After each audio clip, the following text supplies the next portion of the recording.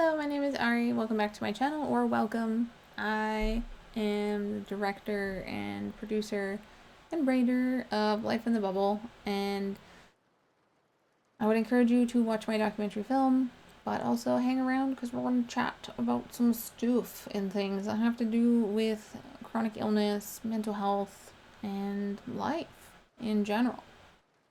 I think I've talked about it before about how like my physical health and mental health kind of feed off of each other, sometimes in like a bad way.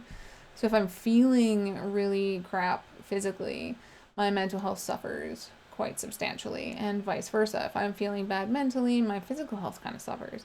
So it's kind of intertwined with one another.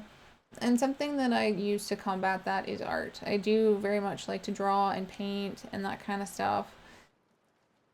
And also, you know, craft things like my dolls that are behind me. I've made coloring books, which is kind of like up there, up there, up there. If I can figure out which way to point, because I'm pointing the direction that I'm looking and it's the wrong way when I'm pointing on the screen. So those kinds of things really help me to ground myself and to find calm and peace again. And video gaming does that for me too. There's a lot of video games that I play that really help me to escape my brain and also escape my pain, because I find that doing something like an action helps to pull me out of those depressive mindsets, sets, same difference. And I'm able to like get to a better place mentally. Physically is a little more challenging because of the stuff that I live with, but at the same time, there's hope for like a bit of a better day. Even though sometimes when I try to do the things, I still don't end up feeling better, I still try. And one of the things that I know I struggle with trying to like do regularly is art. And I do my best to make myself do it at least once a week, because I find that doing it once a week, I'm able to like reset my brain to some capacity to be able to decompress, because without art, I know that I definitely tend to have thoughts and feelings that I don't necessarily like so much, like depressive episodes and more anxiety and that kind of thing. And sometimes drawing something like one of my monsters or that kind of thing really helps me to escape that. And so I think doing that kind of stuff, I know that kind of stuff helps me, but I know that sometimes I avoid doing the thing that's going to help me, and that's depression, right? Depression will tell us that we shouldn't do the thing that's going to help us, because we're telling ourselves that doing that thing isn't going to make us feel better. But it will make us feel better, so we should do that thing. But a lot of the time we're like, no, we shouldn't, because, you know, I don't want to, or, oh, it's too much work to pull out the artsy stuff, and I've done that myself, and then I haven't done it, and then I feel worse. So sometimes I do it, and I draw, and I feel better. And then other times I'll sew, and I'll feel better. And then sometimes I'll do it, and I won't feel better. And that's just how it is.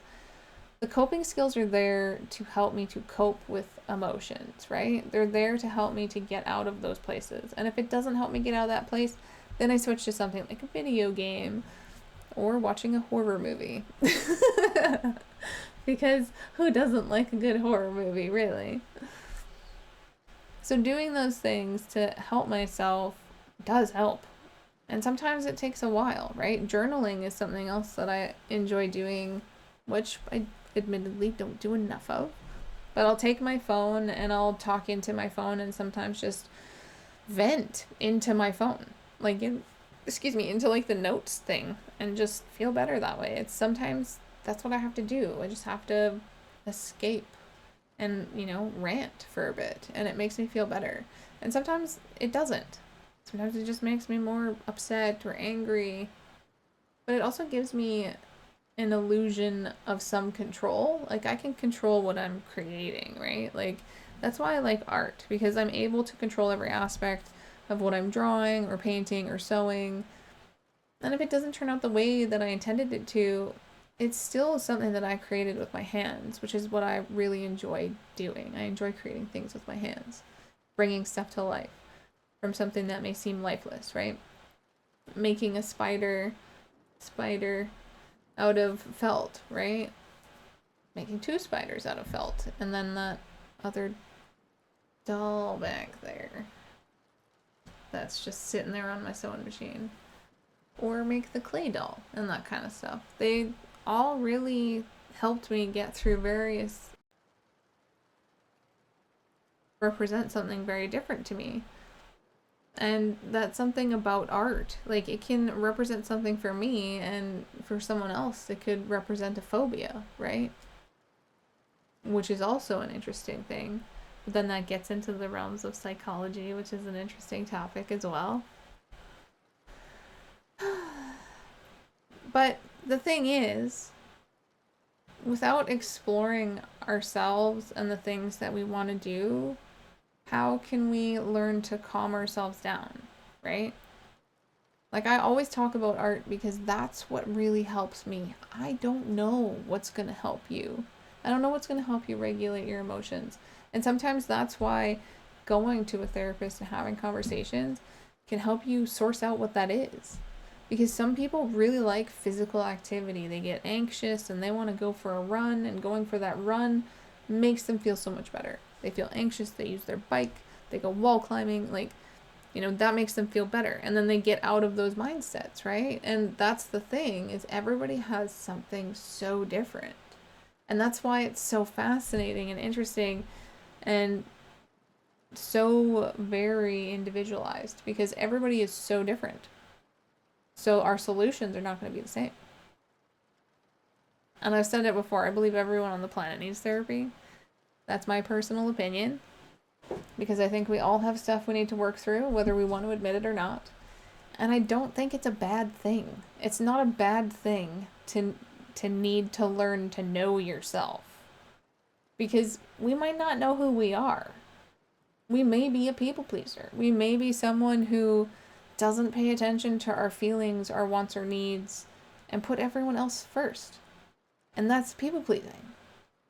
And it's a bad place to be for that person. It may look nice on the outside of that to everyone around them. Like, oh, you'd give them the shirt off your back. You'd always be there for everyone else.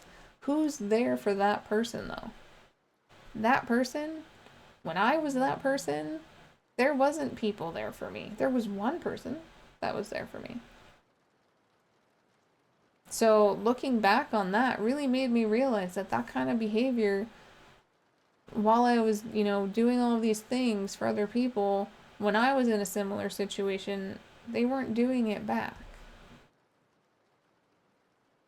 And I'm not saying I people pleased because I wanted people to do the same shit back. No. But you would hope people that you considered friends would also be there for you in situations when you needed them. Correct? So that's the thing. People pleasing isn't the only problem in the world, obviously. Neither is narcissism or psychopathy or sociopathy, which is thrown around so loosely nowadays. And those kinds of things, you need help to work through that stuff. If you've been in narcissistic relationships, having someone help you work through that is vital to getting past it. You may never forget it, and it may leave a permanent scar, and you may have trust issues.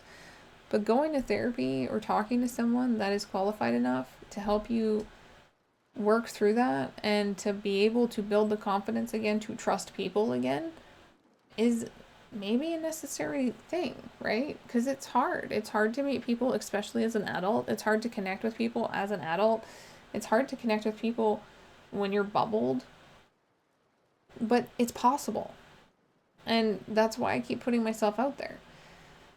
Yes, there's good and bad with everything, but we must keep going forward if we want to make change, if we want to meet people, if we want the life that we dream of.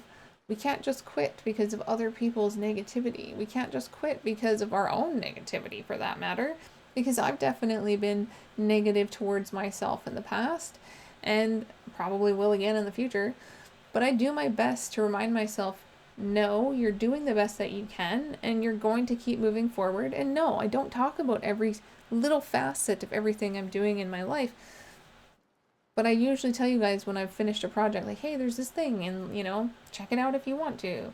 I did talk a fair amount about the documentary when I was working on it, just being like, it's stressing me out. I don't like where it's going. I feel out of my depth, which I totally did and still kind of do when it comes to film stuff. But that doesn't mean I should just stop. I adore art, and I adore every facet of art. And if I could do every single facet of it, I would, and I will, and I'm going to try anyways. So, live your life. Because it's worth living. Even if you're inside a bubble, your life is worth living. Having a dream job, having a dream situation, dream spouse, dream house, whatever your dream is from within your bubble, it is doable if you believe in it and if you take the steps to make it happen. One thing that I've learned as I've gotten older is that things don't just happen. We can dream of manifesting and all of this stuff, but you have to put the work in. You have to do the things, set the stones in place to build a tower. You can't just expect the tower to be built by watching the rocks. You have to do the work. So like the documentary as an example, or anything that I've done. It's working on it one day and then resting for a couple days. It's working on it again and then resting some more. And then before you know it, 2 years have gone by and then it's done. But it takes that time. You can't just get it all done in a day. You can't get it all done in a week. You have to do the gradual work on it to make it happen. And that's the joys of filmmaking, but also the frustration of it, is that it doesn't happen that quickly. The editing process takes time. Getting a score made for it takes time. Putting it together and having different cuts of it takes time. So you have to be patient. So while I'm living in the bubble, I'm still being patient, but I'm still taking the steps towards the life that I want to have. The things that I need to survive. And the journey's been slow. But you know what? I'm grateful for it. Because I have changed and I have grown. And I would much rather have a slow progression towards success than a fast one. And whatever success looks like for me may not look like what it looks like for you. But I want what I want, just like you want what you want. And I'm going to work towards it. And no amount of negativity is going to stop me. And when people say negative stuff to me, it just makes me work harder. So, thank you. Anyways, I've jibber-jabbered on again, because that's what I do. Thank you so much for being here, and I hope that you guys have a wonderful day, evening, or afternoon, and I'll see you in the next one. Bye-bye, meow.